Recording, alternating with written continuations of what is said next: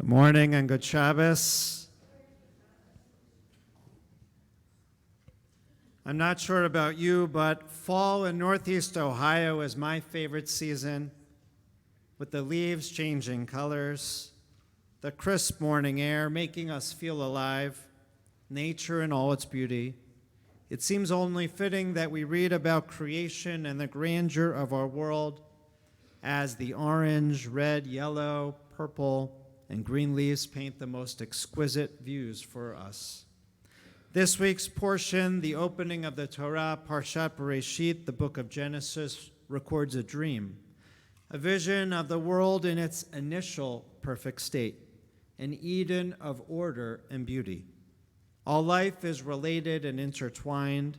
Every single human being shares the ultimate dignity of having been created in the image of God, like our bar mitzvah Eli taught us.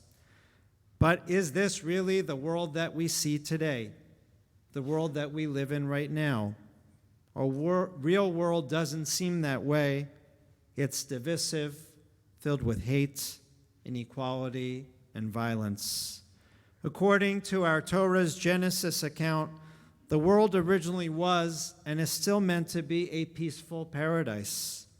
Our mission as Jews is to make Bereshit's dream the reality once again, to move from chaos to order, to peace, equality, and equity for all. Over the last few weeks, we as Jews have engaged in a sacred building project, constructing Sukkot, our temporary outdoor booths. You could call them houses of joy. While exposed to the elements, we ventured out of our homes to celebrate the holiday of Sukkot, known as Zman Simchatenu, the time of our joy. But this week, as the holiday has ended, with rain and sleet, with our sukkahs soaked to its core, we dismantled our joy. Piece by piece, we removed the wood, panels, metal joints, put away the children's decorations and all the lights. We returned them to storage, but our building project isn't over because our world is not yet complete. Our mission today and every single day is to make Bereshit's dream a reality, and that dream still remains. When we read about creation of the first human beings in our Torah today, Adam and Eve were created with unlimited potential, with true goodness and the mission to harness that goodness in our world, to make that Bereshit dream a reality. There is one word in our Torah portion that is our mission statement that helps us make that dream a reality. The Hebrew word is na'aseh, which means we will do. Na'aseh, we will do. The Torah records that almost everything in creation was created by God alone. But when it came to the creation of the first human beings at the end of the sixth day of creation, this creation was different. There it says, Na'aseh Adam, let us make human beings. It's not written in the singular that we would expect because there was only one God at the moment, like let there be light and there was light, or I will make human beings. Rather, the Torah says, Na'aseh Adam, let us make humanity in our image, after our likeness. So who was God talking to? Who is the us in let us make humanity?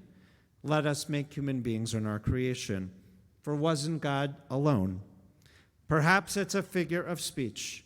God was using the royal we, like kings and other leaders often talk about themselves in the plural, because even though they are individuals, they act on behalf of a multitude. So in that way, God created us, joined in part by the multitude, the world, the community. Maybe God created us in community with all the responsibilities that entails. The Midrash, the rabbinic legend, suggests that God was talking to the angels who were already created and deliberating, deciding if in fact it was the right decision to create human beings at all, knowing that we have the power to do good, the power to live with kindness, the ability to help and to build and rebuild, but we also have the ability to destroy, to harm. Would God risk that? in this perfect world that God created. Rabbi Jeremy Gordon, in his book, The Angel of Truth, tells the opening story of how one angel in heaven was part of this most important decision. And this is how the story goes. As one of God's favorite angels, I wasn't surprised to be invited to be part of such an important meeting with God. You see, God was considering whether or not to create human beings and wanted a second opinion, an angelic opinion on the matter. I ruffled my feathers a little and prepared to share my thoughts. First, the angel of loving kindness, Chesed, spoke. And this is what the angel of kindness said. O wise and mighty God, she knew just how to make God feel particularly powerful and important. You are so good at coming up with new ideas. Just think of all the wonderful acts of kindness that human beings will do in this world. I vote yes. Let us create human beings. Na'aseh Adam. Then the angel of truth was the second to speak. The angel of Emet, truth, disagreed. Humans? Really? You have to be kidding. Not them. They lie all the time to get anything that they want. The angel of truth wrinkled her nose as if God had just come up with the worst idea ever to create human beings. And then the third angel, the angel of justice, Tzedek, peered over her reading glasses and nodded wisely. Having considered the evidence, I believe humanity will respect the rules of justice, tzedek, in this world. I vote in favor to create them. Let us make human being, Na'aseh Adam.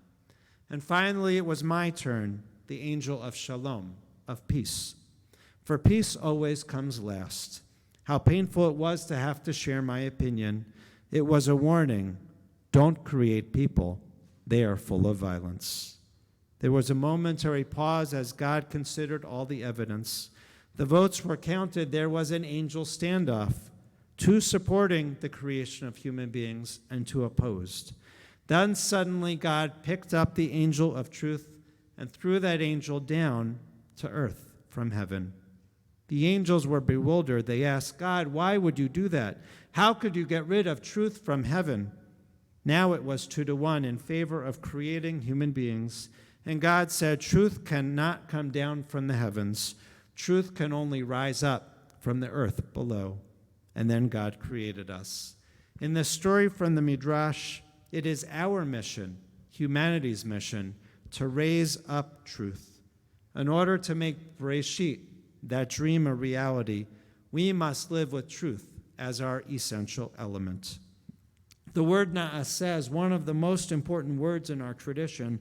We'll find it later on at Mount Sinai, when the Jewish people arrive after the Exodus, preparing to meet God and receive the Ten Commandments.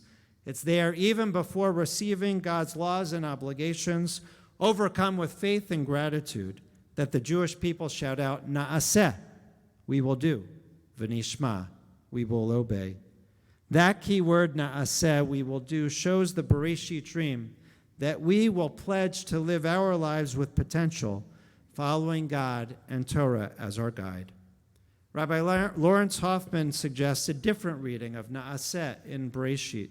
He says this, the plural in the phrase, let us make human beings, Na'aseh, implies that the first human being was created both by God and Adam together, teaching us that we are collaborators in our own creation. God began creation, but in the end, we have the obligation, the opportunity to create ourselves by acquiring the characteristics that make us fully human. We are partners in the creation story. We must take charge of who we are and who we are meant to be. Every year, as the leaves change their colors, they don't look exactly the same. This year, I think everyone knows, the leaves seem even more aglow, brighter, more vibrant than ever. The same thing can be said for us. We read the story of Bereshit, of Genesis, every single year, but the story isn't the same. We have the opportunity to be more vibrant and more aglow, just like these leaves, because we are different people. We read the same story every year, but it's different because we are different. Perhaps Na'aseh means, Let us make humanity again anew, different, and better. It is our charge to make the Bereshit dream a reality right now. We have another chance, a new chance to do our part, to be like the angels, to bring truth, justice, peace, and kindness to our community and our world. Just like those leaves are aflame, so too, when we read the Torah again from the beginning, we have a new spark, a new opportunity to begin again. So let's do our part, na'aseh, to be creators of our world in partnership with God, so that we can step back just like God did when God created humanity to say, Tov ma'od, it is very good. Let us make this world a place where we can step back and say, Tov ma'od, it's good. Let us do our part to make Bereshit, that dream, a reality today. Shabbat Shalom.